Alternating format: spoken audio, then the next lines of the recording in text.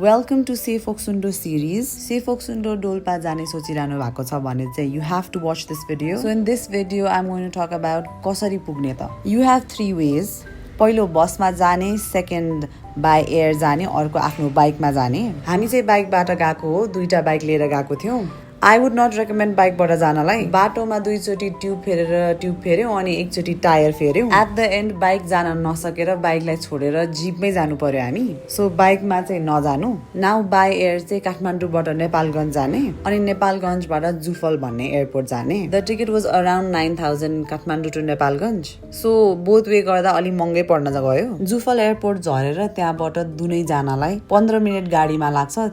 त्यो चाहिँ 1000 मा पुर्याइदिन्छ पर पर्सन. सबसे सस्तो भनेको बसबाट जाने हो. बस लाग्छ कम्तीमा पनि 1-2 दिन अगाडि गएर टिकट लिनु. टिकट 3000 to 4500 को रेन्जमा आउँछ. सिधै डोल्पाको दुनै भन्ने ठाउँमा पुर्याइदिन्छ तपाईलाई. सो दुनै भनेको चाहिँ दुनैबाट चाहिँ हिँड्न सुरु गर्ने हो के सेफोक्सुन्डोको लागि. त्यहाँ चाहिँ अलि बजार जस्तो छ. अनि फिर्ता जाँदा पनि त्यही दुनैमा बस लाग्छ काठमाडौँ जाने. बिहान 7 बजेदेखि बस लाग्छ, जिपहरू पनि लागिरहेको हुन्छ.